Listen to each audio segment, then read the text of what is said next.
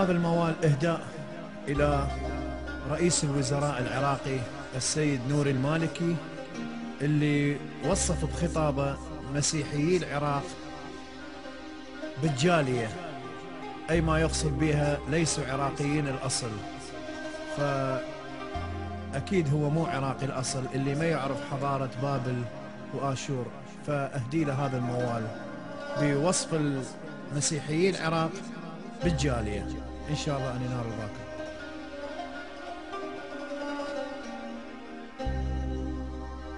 إذا آشور أصلا مو عراقي يا المالكي، إذا آشور أصلا مو عراقي، وإذا كلدان جاي من الإمارات، إذن إيراني باني برج بابل، ولك طلع سوداني باني هالحضارات. إذا آشور أصلا مو عراقي، وإذا الكلدان جاي من الإمارات، إذن إيراني باني برج بابل، وطلع سوداني باني هالحضارات. وانا ابن العراق انحسب ضيف، يابا وادور فيزا وواقف بالسفارات، وطلع سيابنا من اهل الكويت، اذن كلها كذب ذيك الحضارات.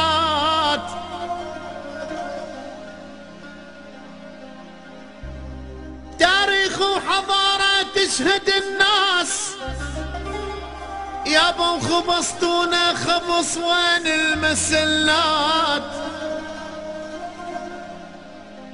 اشو هسه العراقي يموت كل يوم، على ذبح الطفل صارت مزادات. وصفى دمنا خمر ينشرب كل يوم،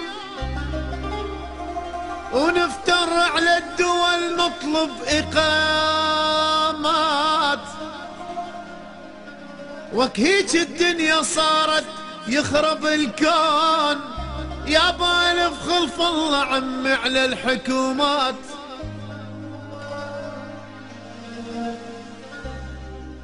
لك تشوف الناس ما تهتم بالأوطان، ووطنهم لامهم مثل الحمامات.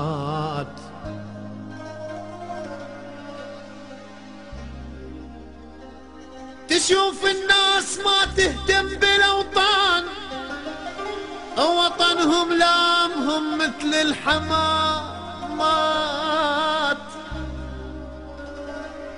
إذا حيوان مات بلندن ضجه الصير، يابا ضجه الصير وانذار اجتماعات. تسلم هالكراسي وتخلص الناس، لين عدنا الكراسي من المهمات. والله جو عالسلطة وداسوا فوق الرقاب، اجوا كلهم غلط أهل السبح والعمايم، اجوا كلهم غلط واخذوا مكانات. يابا ترستوا جيوبكم بدموع الأطفال، وسام العار وسام العار علقلكم وسامات. يابا وقع حسني والقذافي والزين، وقع حسني والقذافي والزين، وهم طاح السرى هم طاح السرى، واصل عليكم يا حثالات.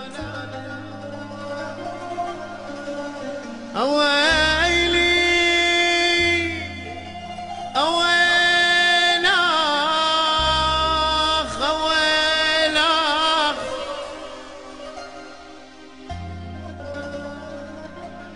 إذا آشور أصلا مو عراقي،